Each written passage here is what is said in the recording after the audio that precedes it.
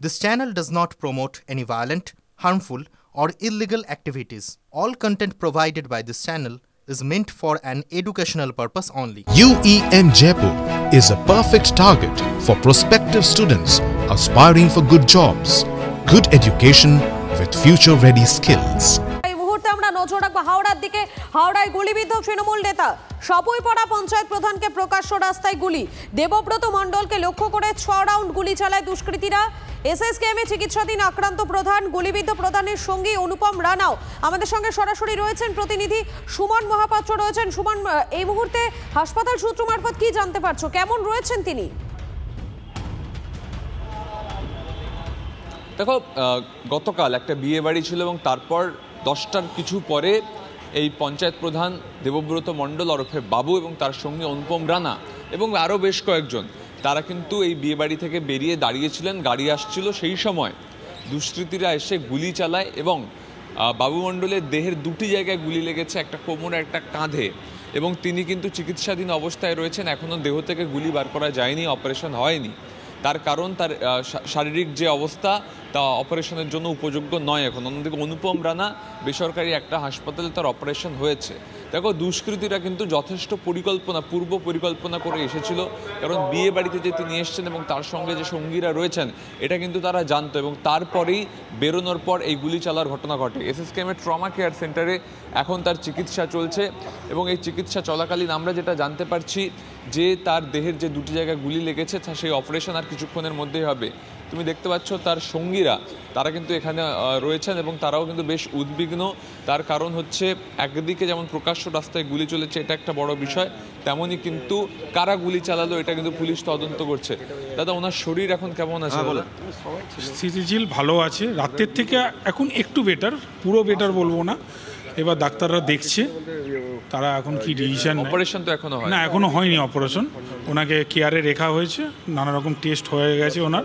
এবার ডাক্তাররা নামবে, একটা ওটি চলছে আমাদেরকে বললো, ওই ওটিটার পরই এই ওটিটা করবে। প্রকাশ্য রাস্তায় রাত্রিবেলা এরকম গুলি চললে এটা ভয়েরও তো একটা পরিবেশ। হ্যাঁ, একটা ভয়ের আতঙ্কের পরিবেশ একটা সমাজের মধ্যে। আমরা বিয়ে বাড়ি থেকে ফিরছিলাম, অনুষ্ঠান বাড়ি থেকে, সেই সময় তাহলে কি দুষ্কৃতীরা আগে থেকে জানতো যে দাদা ওখানে গেছেন? সেটা তো বলতে পারবো না যে দাদা ওখানে রয়েছে, সেটা দুষ্কৃতীদের কাছে খবর ছিল কি ছিল না।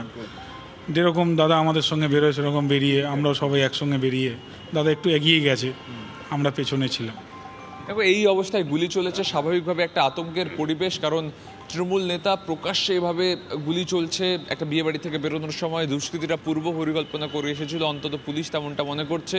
সিসিটিভি ফুটেজ খতিয়ে দেখে তদন্ত চালানোর প্রক্রিয়া চলছে, তার সাথে সাথে সন্দেহভাজনদের কিন্তু পুলিশ চেস করছে। মধুকল্পিতা, একেবারেই আপডেটের দিকে নজর রাখো। আপাতত তোমাকে ধন্যবাদ সুমন। বাবু মণ্ডল আর অসিত রানা বেরোচ্ছিল মোটরসাইকেল নিয়ে, আমরা পিছনে ছিলাম, তাই গুলি করেছে। গুলি করতে প্রথম ড্রাইভারের যে গাড়ি চালাচ্ছে ওর লেগেছে, আর পরে বাবু গুলি করে, বাবু পড়ে যায়। ও কিন্তু বেরিয়ে গিয়ে একটা তো ওষুধের দোকানে ঢোকে। হ্যাঁ, বাইকেই যাচ্ছিল, আমরা সব একসঙ্গেই এসেছিলাম ওখানে। হ্যাঁ, আমি ছিলাম, আমরা সবাই একসঙ্গে 7 জন ছিলাম আমরা। তা আমরা আগে পিছু হতেই পারে বিয়ে বাড়ি খেয়ে, বেরিয়ে দেখি ও ছটফট করছে, 5খানা গুলি চালায়। 5খানা গুলি চালিয়ে দুষ্কৃতী গুলির মধ্যে গলিতে ঢুকে যায়। বাবু মণ্ডলে একটা হাতে লেগেছে, একটা কোমরে লেগেছে, আর অসিত রানার একটা হাতে লেগেছে। হাত থেকে গুলিটা মনে হয় বাঁ দিকে হয়তো বেরিয়ে গেছে। এই হ্যাঁ, হেঁটেই এসেছিল। ছাপুইপাড়া বসুকাঠি অঞ্চলের প্রধান বাবু মণ্ডল এখানে পার্টিসিপেট করতে এসেছিল এবং এখানে বোধহয় এদের অনুষ্ঠানে খাওয়া দাওয়া করেছে। খাওয়া দাওয়া করার পর ওর সঙ্গে সম্ভবত পেছনে একজন ছিল।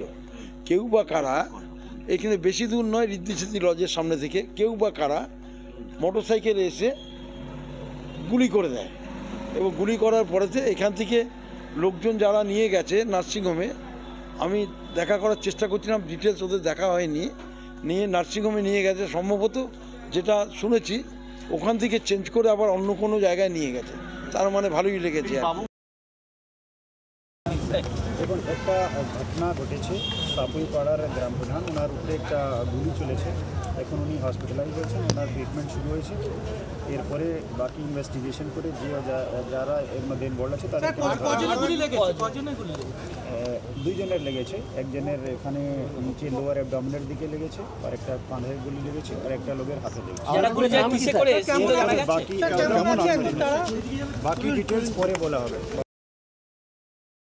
সাপুইপাড়ার প্রধান বিয়েবাড়ি খেয়ে আসছিল, যে চালাচ্ছিল এবং বাবু দুজনকেই গুলি করেছে। এখন হসপিটালে চিকিৎসাধীন আছে। আর পুলিশও এসছে, পুলিশকেও পরিষ্কারভাবে বলে দিয়েছি দুষ্কৃতীকে কোনো রকম ছাড়ছাড় দেওয়া যাবে না। সেই যত বড় দুষ্কৃতী হোক তাকে তার ব্যবস্থা গ্রহণ করতে হবে।